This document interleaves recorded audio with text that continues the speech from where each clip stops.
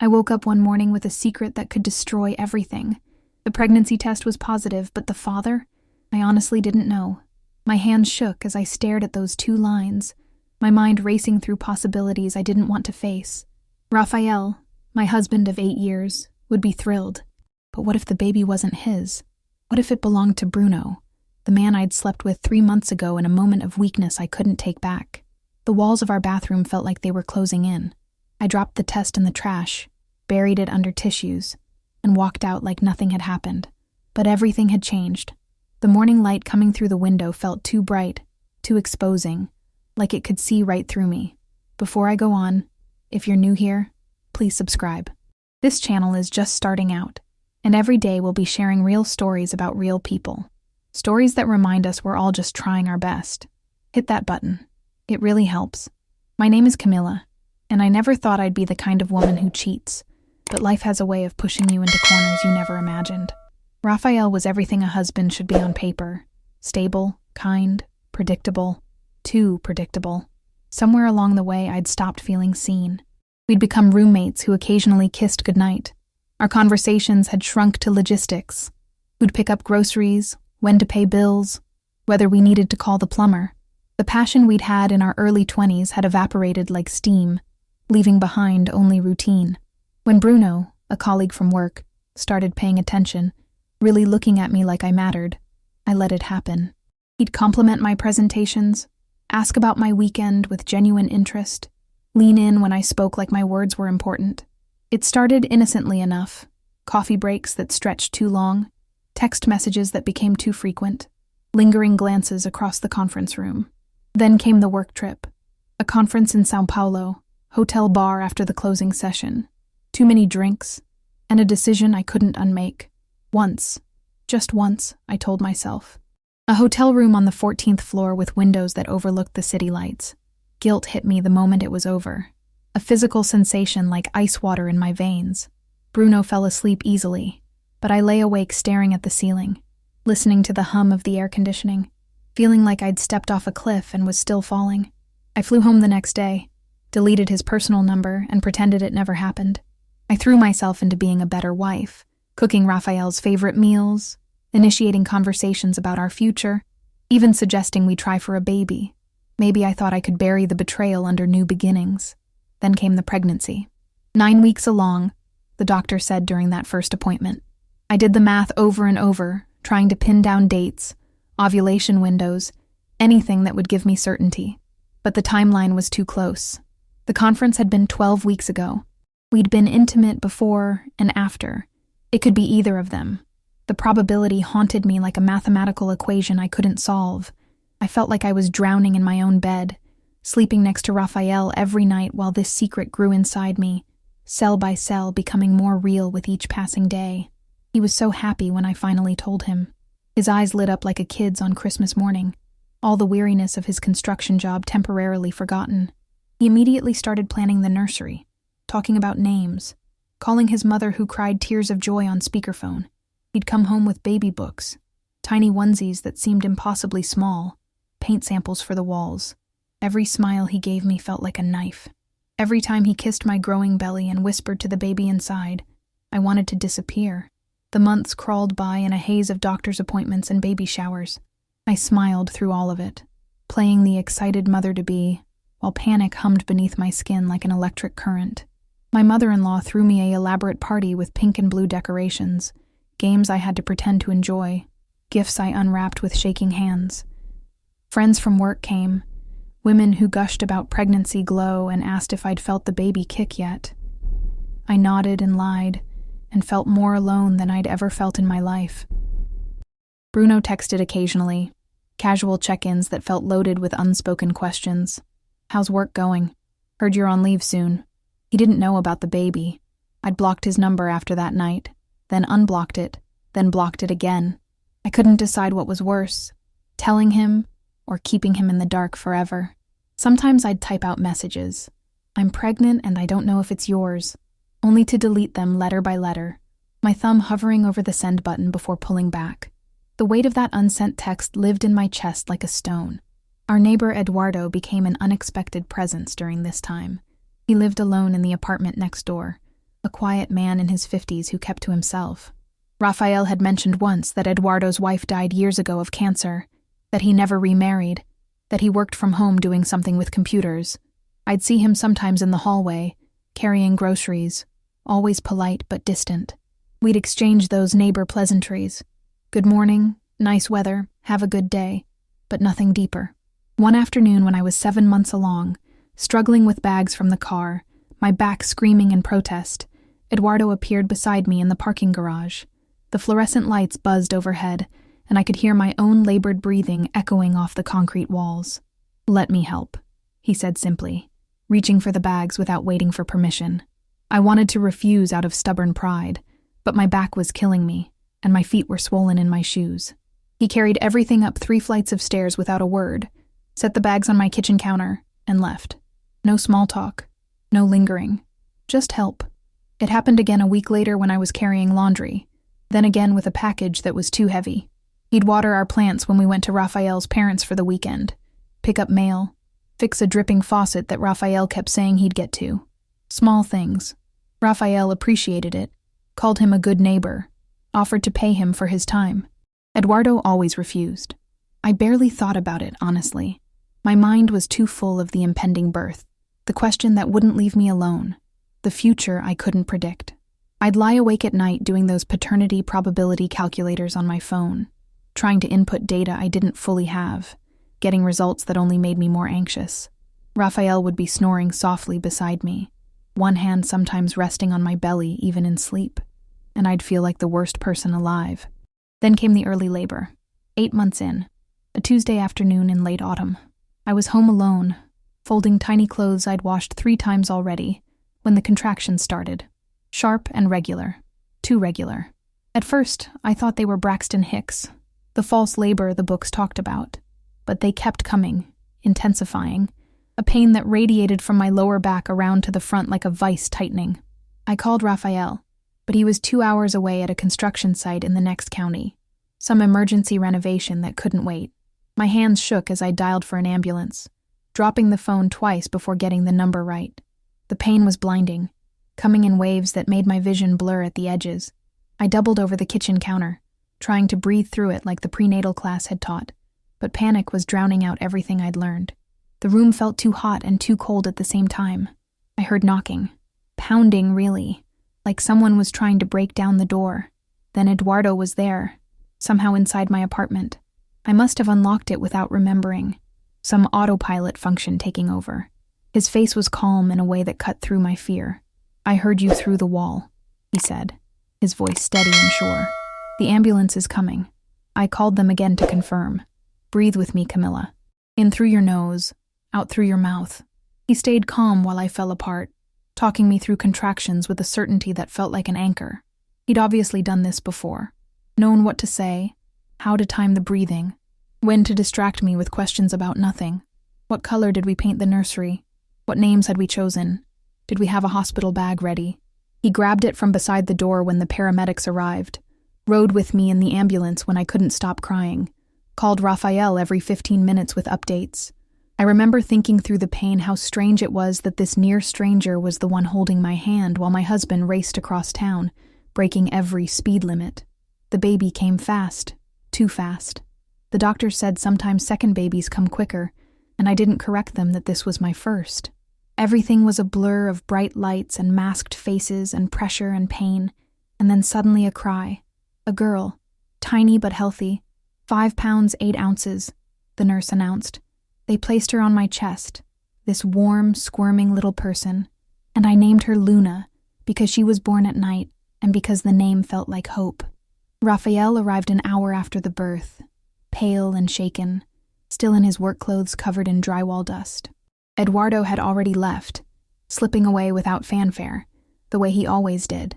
My husband held our daughter with tears streaming down his face, his calloused hand so gentle with her tiny body, and I felt the secret inside me twist deeper.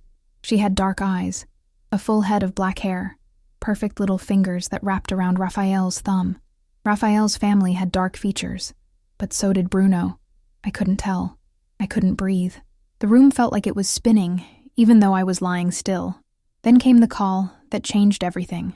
3 days after Luna was born, still in the hospital because they wanted to monitor her early arrival, a nurse knocked on my door. It was early morning, that gray, pre-dawn light filtering through the blinds. Her face was white, her hands clasped in front of her like she was about to deliver the worst news imaginable. "Mrs. Santos, we need to speak with you and your husband. There's been a situation." My blood turned to ice.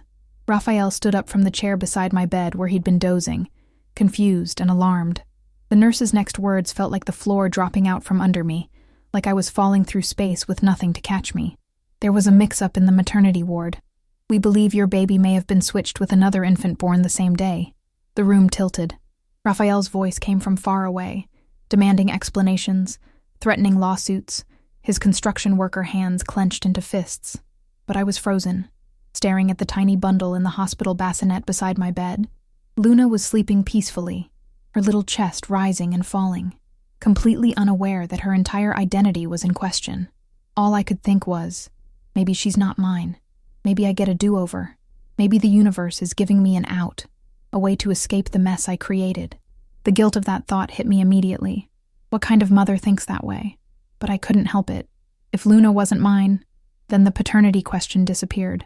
The affair would still exist, still be a betrayal, but at least there wouldn't be a living, breathing reminder of my uncertainty. The hospital administration descended like a swarm. Lawyers, risk management, the head of obstetrics all offering apologies and explanations that meant nothing. Apparently, 2 babies had been born within an hour of each other that night. Both girls, both with dark hair, both to mothers with similar last names. A tired nurse had mixed up the identification bands during a shift change. It was a catastrophic error, one that might cost people their jobs, but that didn't change what had happened. The DNA test was rushed, processed within 24 hours instead of the usual week. Both families, ours and the Martins, the other couple, waited in separate rooms like criminals awaiting sentencing. The hospital offered counseling, legal representation, anything to keep us from going to the media. I'd seen them in the hallway, the other family. Anna Martin was younger than me, maybe 25, with tear-stained cheeks and a husband who looked shell-shocked. They had a toddler with them, a little boy who kept asking when they could go home. When the results came, they were definitive and devastating. Luna wasn't ours. The baby we'd taken home in our minds for 3 days, the baby Raphael had held and loved and already attached to, belonged to strangers. Our biological daughter was with them, had been for 3 days, nursing from another woman's breast, sleeping in another family's hospital room. Raphael fell apart. He'd held Luna, counted her fingers and toes, whispered promises about the life they'd have together. The bond had formed instantly for him in a way it hadn't for me, and now someone was telling him it was all a mistake. He punched the wall outside the consultation room, leaving a dent in the drywall and skinning his knuckles. Security was called. I had to calm him down, talk him back from the edge, while inside I was drowning in my own complicated relief and horror. The hospital offered apologies, explanations about understaffing and similar name tags and protocol failures. It didn't matter. The damage was done. We had to exchange babies like defective merchandise, like we were returning items to a store. The hospital set up a transition meeting with both families. A sterile conference room with a social worker and tissues on the table like that would somehow make this bearable. Anna Martin couldn't even look at me during the handoff. Her eyes were swollen from crying, and she held Luna, their biological daughter, with a desperation that made my chest ache. Her husband stood behind her, one hand on her shoulder, looking like he wanted to murder everyone in the room.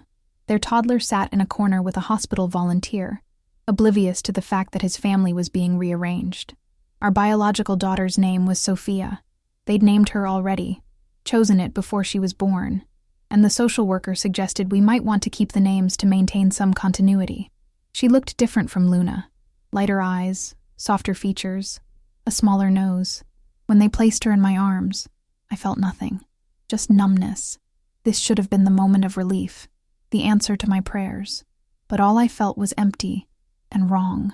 This tiny stranger had been with another family for 3 days. They'd bonded with her. I'd bonded with Luna. And now we were being asked to just switch, like our hearts could be reprogrammed with the right paperwork. That's when Bruno showed up at the hospital. I don't know how he found out. Maybe he'd been checking in on me from a distance. Maybe someone from work had mentioned it. Maybe he'd seen my name in some hospital registry. He appeared in the doorway of my room like a ghost from a past I'd tried to bury, wearing the same cologne I remembered from that hotel night. "Is it mine?" he asked.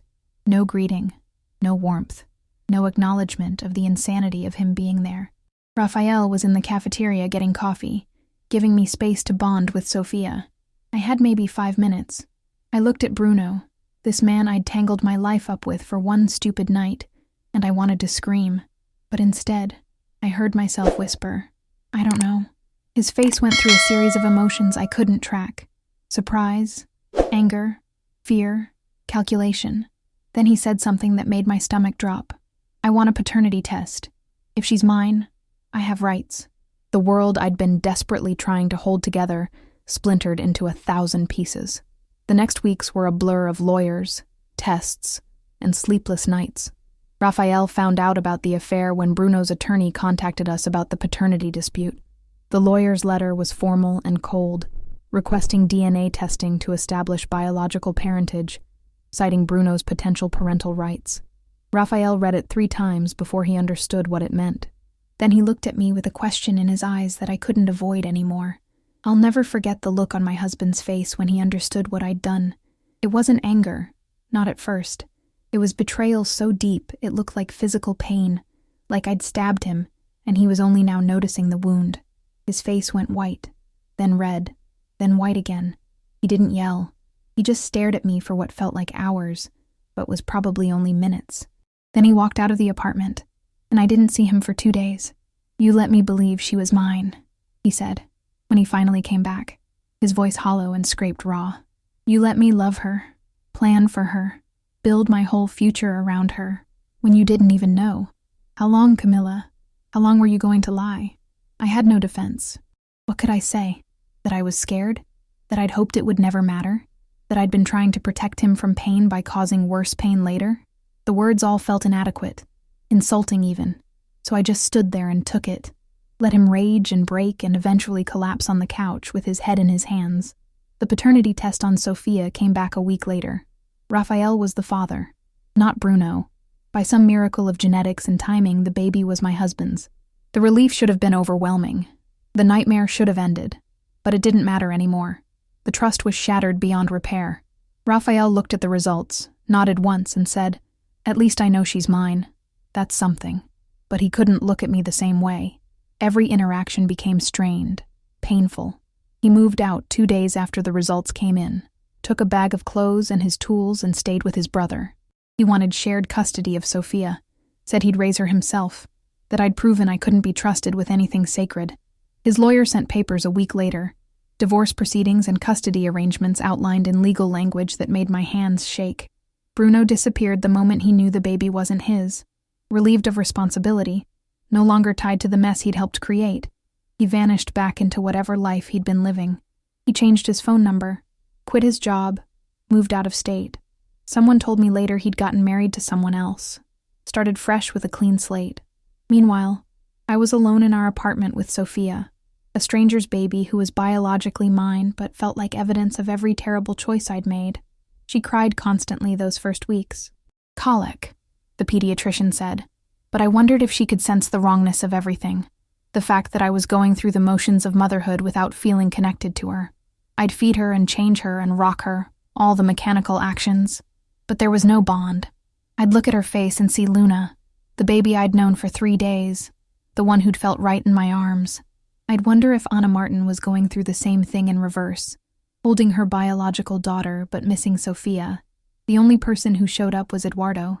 He knocked one evening with a container of soup, homemade from the smell of it, set it on the counter without a word.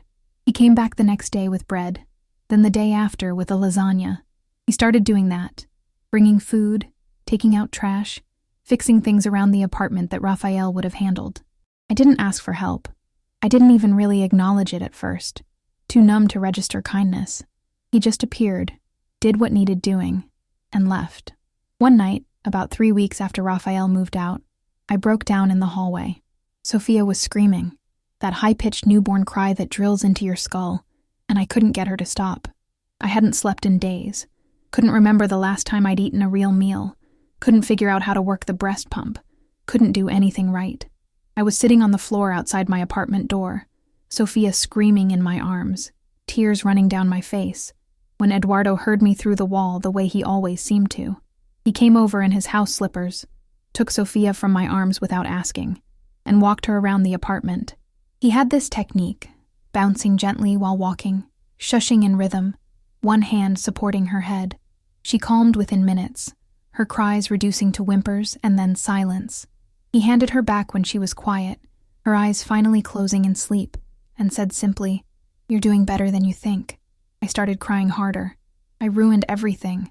My husband hates me. I don't even feel connected to my own daughter. I destroyed 3 families because I was selfish and stupid and couldn't keep my life together. Eduardo sat down on my couch, his face thoughtful.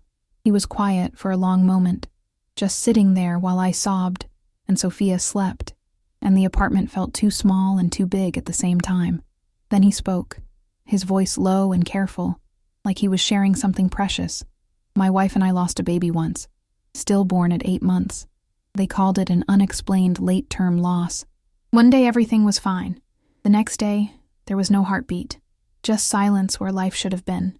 I looked up at him, shocked.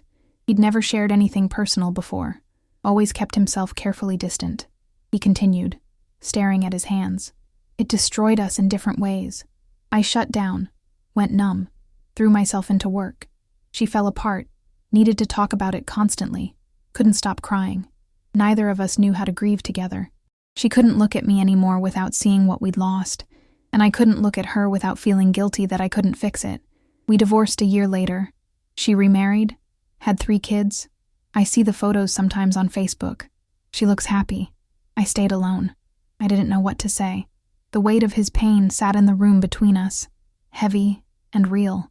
I used to think I'd failed her," he said, finally looking at me, "that I hadn't been strong enough to hold us together through the worst thing that ever happened to us.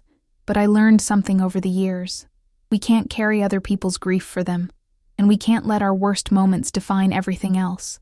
You made a mistake, a big one, a terrible one that hurt people you love. But that baby in there didn't ask for any of this. She needs you to figure out how to love her anyway, not because she earned it or because it's easy, but because she's here, and she's helpless, and she's yours." His words cracked something open in me, some sealed-off place I'd been protecting. I'd been so focused on what I'd lost. Raphael's trust, the simple future I'd imagined, the version of myself I thought I was, that I hadn't let myself see Sophia as a person separate from all of it.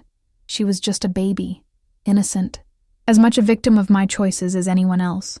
The breakthrough came 3 months later, on a rainy afternoon that felt like the world was crying. Anna Martin, the mother who'd taken Luna home by mistake, called me out of nowhere. Her voice was shaking, thick with tears, or exhaustion, or both. "I need to talk to you, in person, please."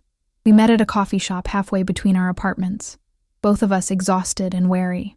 I'd brought Sophia in her carrier, and Anna had brought Luna.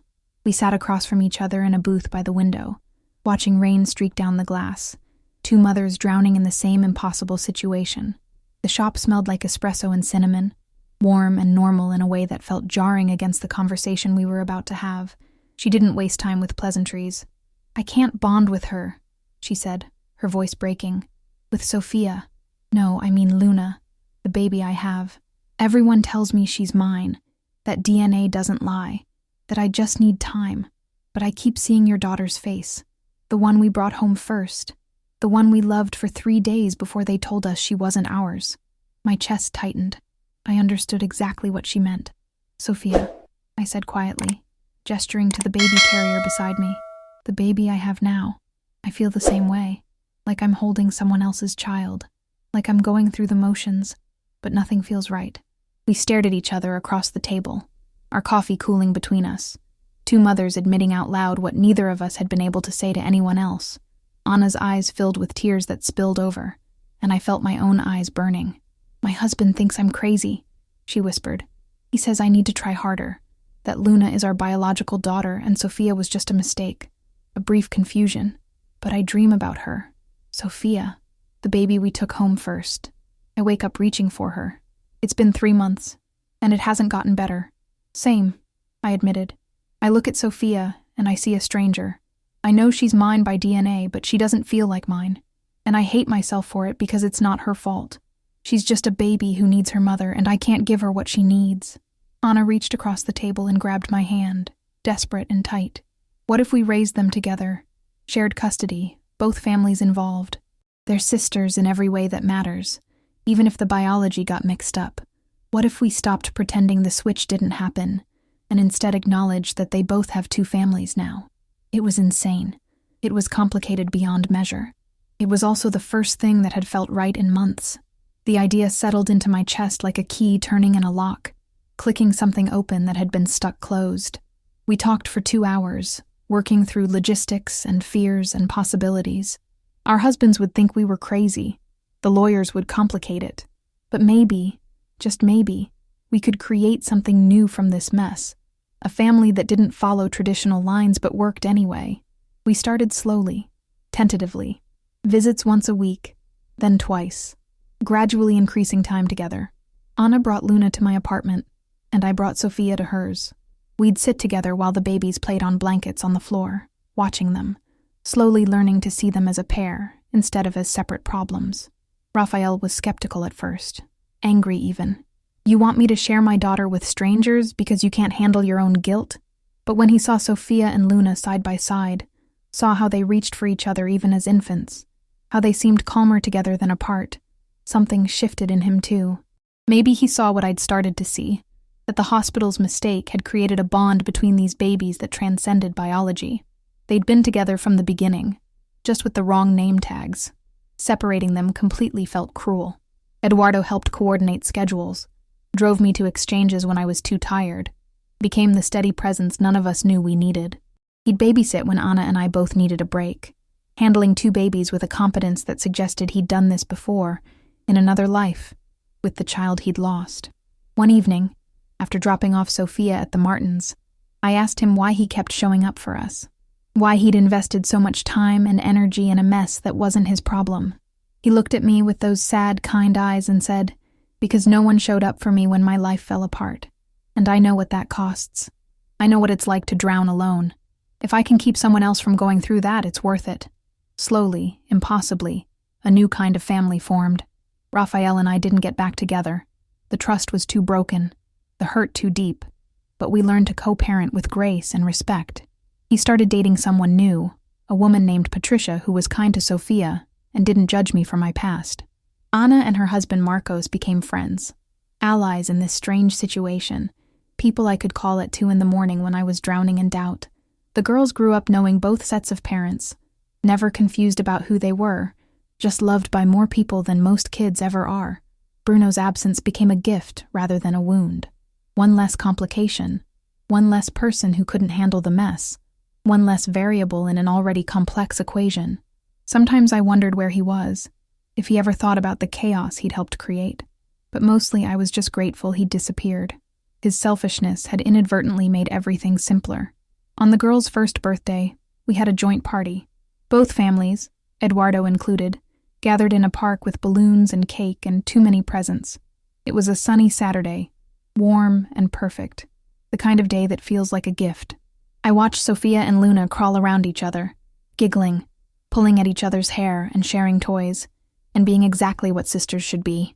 Anna stood beside me, and we didn't need to say anything.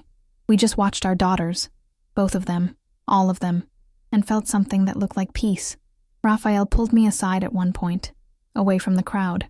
"I don't forgive you," he said, his voice steady and honest. "Not completely. What you did was wrong, and it changed everything. But I respect what you've done to make this work, how you've tried to fix an impossible situation. That counts for something. It was more than I deserved, and exactly what I needed to hear. Not absolution, but acknowledgement. Not forgiveness, but respect. It was enough." Years have passed now. Sophia and Luna are 5, best friends who fight over toys and defend each other fiercely on the playground. They know their story, an age-appropriate version, and they think it's cool to have 2 families instead of 1. "We're special," Luna told her kindergarten teacher during family week. "We have double everything." They spend 3 days a week with me and Eduardo, 3 days with Anna and Marcos. and one day all together.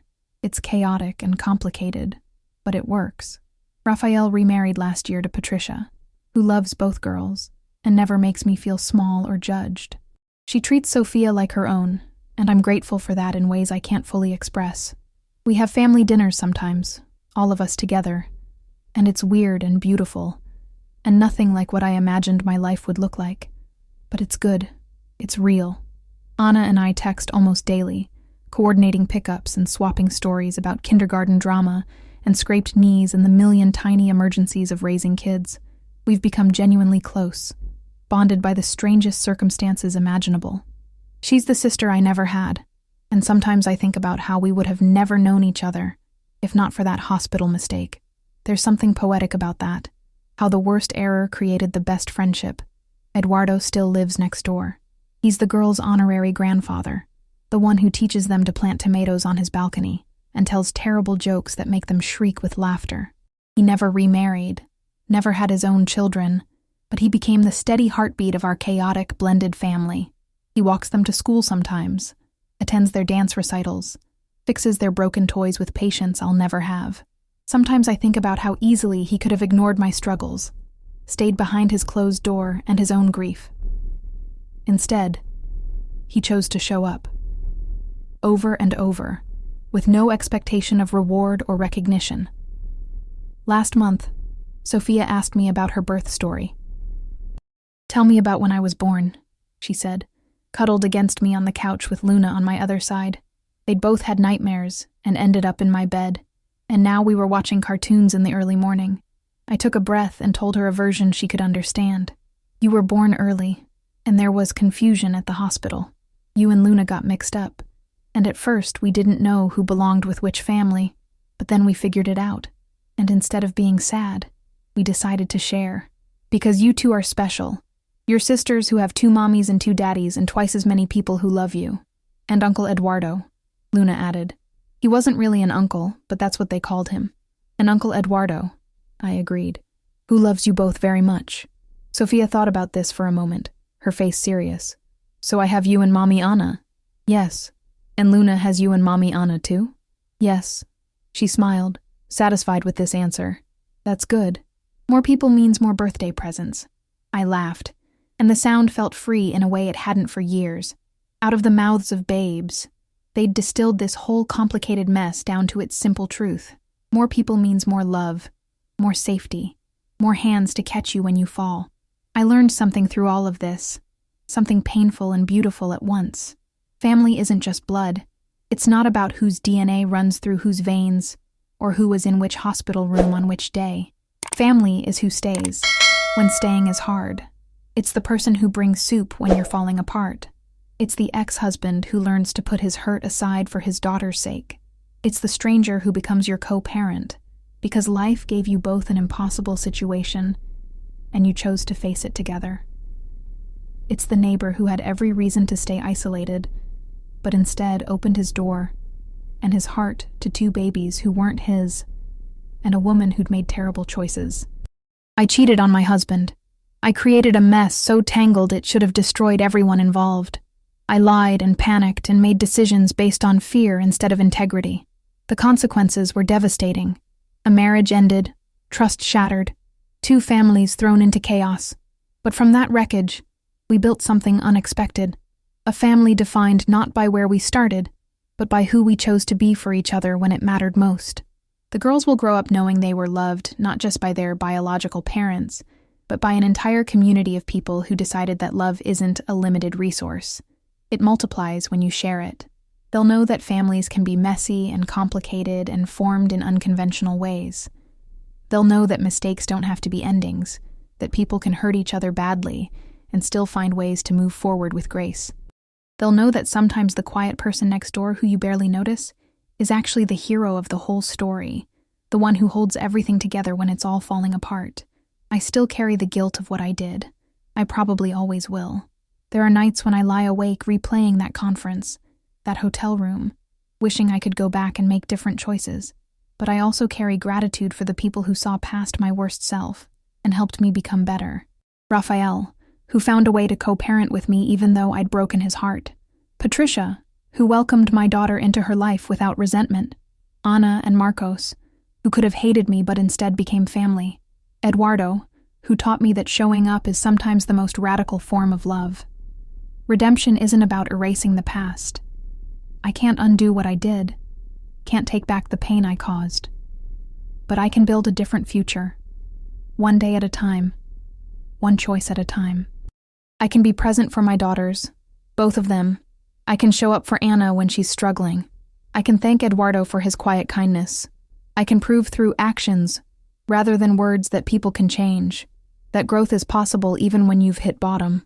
The other day, Eduardo and I were sitting on his balcony while the girls played with sidewalk chalk in the courtyard below. Sophia was drawing a rainbow, and Luna was trying to write her name in wobbly letters. The afternoon sun was warm on my face, and everything felt suspended in that perfect moment, when nothing hurts and everyone you love is safe.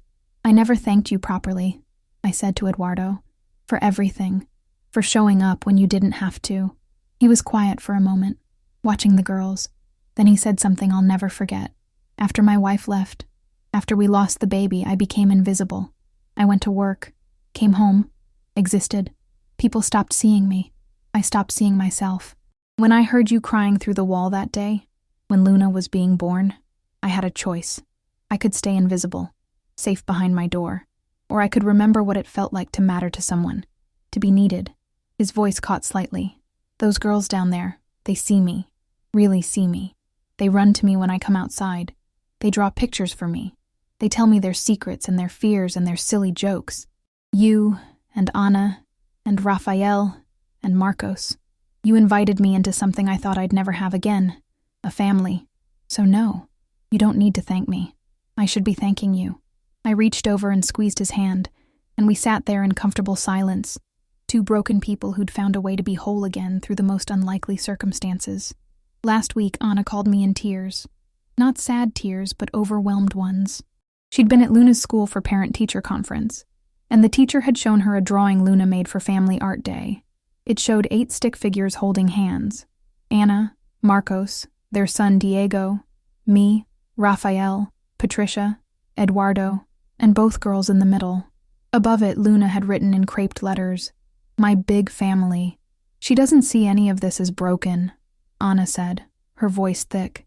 She sees it as more, as abundance. We spent all this time worrying we'd damaged them, but they think they won the lottery. She was right. Sophia had brought home a similar drawing the week before.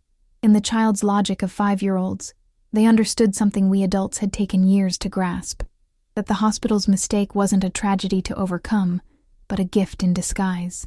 They had twice the birthday parties, twice the holiday celebrations, twice the people checking for monsters under the bed. Where we saw complication, they saw love multiplied. Marcos, Anna's husband, told me recently that he'd been the most resistant to this arrangement at first. "I thought you were crazy," he admitted during one of our joint family dinners. "I thought Anna was having some kind of breakdown, wanting to co-parent with strangers. But watching Luna with Sophia, watching how they light up around each other, I get it now. They're not half-sisters or step-sisters or whatever label we want to use. They're just sisters. Period." Rafael nodded from across the table. "Same. I wanted to hate this whole situation. But how can I hate something that makes my daughter so happy?" Patricia, Rafael's wife, chimed in too. "You know what's beautiful? These girls are growing up learning that family is choice, that love is action. That's a gift most people don't get until they're much older, if at all." The girls were already asleep upstairs, curled up together in Sophia's bed, the way they always ended up, regardless of whose house we were at. They refused to sleep apart when they were together, their small bodies tangled up like puppies in a litter. Anna and I had bought matching nightlights for both houses, little star projectors that turned the ceiling into a galaxy, so they'd feel at home in both places. There are still hard days. Days when the weight of what I did crashes over me and I can barely breathe. Days when I see Rafael with Patricia and feel the ghost of what we lost. Days when I wonder what my life would look like if I'd just been honest from the beginning, if I'd had the courage to confront my unhappiness in my marriage instead of destroying it with betrayal. But then Sophia will crawl into my lap and ask me to read her favorite book, or Luna will beg me to braid her hair, the special way only Mommy Camilla can do. And I remember why I keep moving forward, These children didn't ask to be born into chaos. They didn't choose any of this.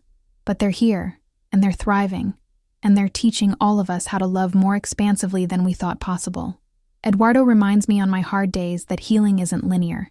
Some days you'll feel like you figured it all out, he told me once. Other days you'll feel like you're back at the beginning. Both are okay. Both are part of the process. He would know. He still has hard days, too.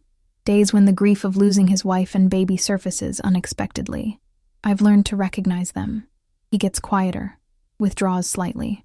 On those days, I make sure to knock on his door with coffee, to let him know he's not alone, that he has family now, too.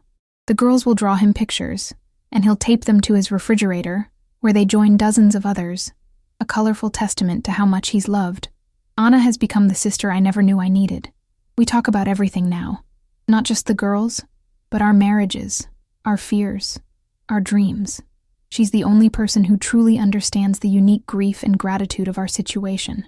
We joke sometimes that we should write a book, though we both know no one would believe our story. It's too strange, too messy, too unlikely to be fiction. But it's real. This patchwork family, sewn together from mistakes and hospital errors, and the stubborn choice to keep showing up for each other. It's the realest thing in my life. More real than the fantasy I had of a perfect nuclear family. More honest than the lies I told myself when I was cheating. More solid than any plan I could have made.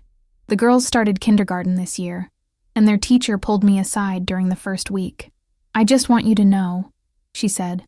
"Sophia and Luna are remarkable. They have this emotional intelligence that's rare in 5-year-olds. They include everyone. They share naturally. They seem to genuinely understand that love isn't finite." I felt tears prick my eyes. "They've had good teachers," I managed to say. But driving home that day, I realized the truth. The girls have been teaching us, not the other way around. They've shown us how to love without conditions, how to embrace complexity without fear, how to see abundance where adults see only complication. They've taken our mess and made it beautiful, simply by accepting it as normal. Yesterday was Sophia's 5th birthday, and we threw a party at the park, the same park where we'd celebrated their first birthday together. But this time, the girls were old enough to understand what was happening, to run around with their friends from school, to blow out candles and make wishes they whispered to each other, but wouldn't tell anyone else. At one point, I watched from a distance as Sophia fell and scraped her knee. She started crying, and 3 people moved toward her simultaneously. Rafael, Anna, and Eduardo. They nearly collided, all of them wanting to comfort her. Rafael got there first, scooped her up, cleaned the scrape. Anna provided the Band-Aid from her purse, the one with Sophia's favorite cartoon character.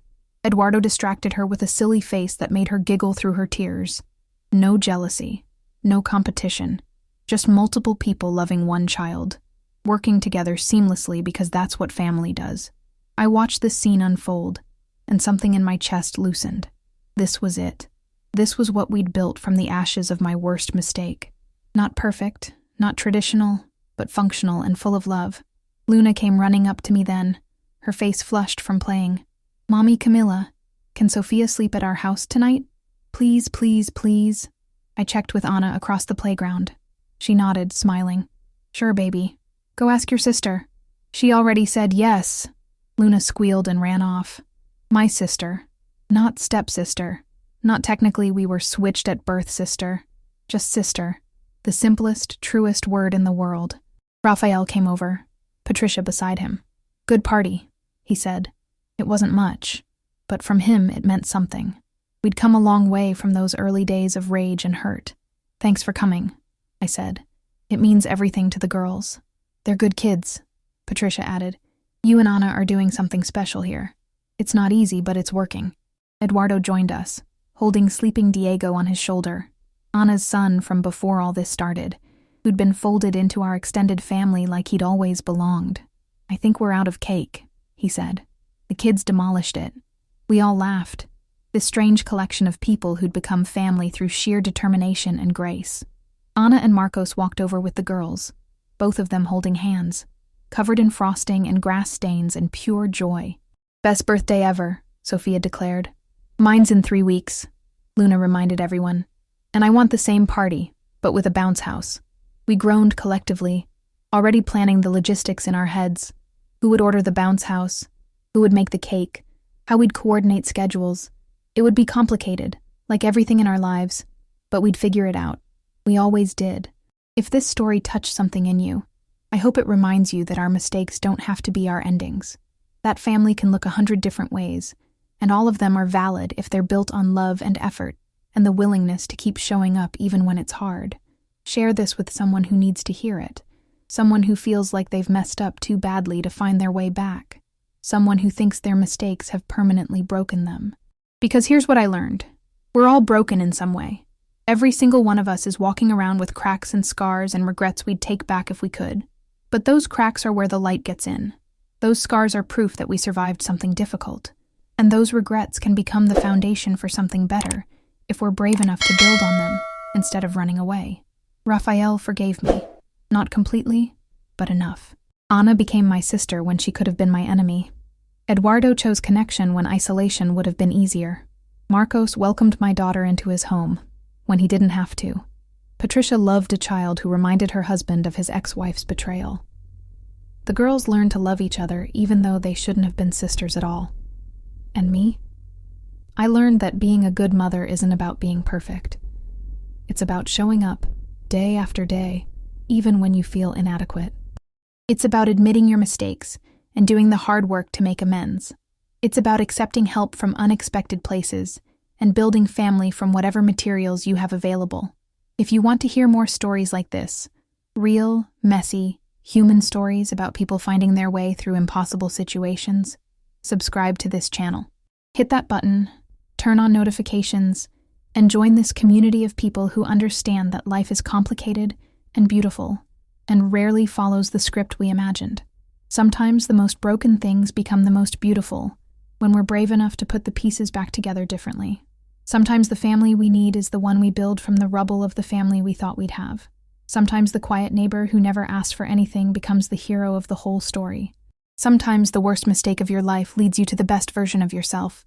And sometimes, just sometimes, the baby who was switched at birth, and the affair that could have destroyed everything, and the hospital error that seemed like a nightmare. Sometimes all of that becomes the unexpected path to a love more expansive than you ever imagined possible. That's my story. That's how I cheated on my husband and didn't know who the father of my child was, and how that terrible truth led me to a family I never planned, but can't imagine living without. It's messy and complicated and unconventional, but it's ours. And somehow, against all odds, it's beautiful. If you made it this far, thank you for listening. Thank you for not judging too harshly. Thank you for believing that people can change and grow and find redemption even after they've done unforgivable things. Your support means everything to this channel, and I hope these stories remind you that you're not alone in your struggles, whatever they may be. Subscribe if you haven't already. Share this with someone who needs hope. Leave a comment if this story touched you. And remember, family is who stays. Love is who shows up. And sometimes the greatest gift comes wrapped in the messiest package imaginable.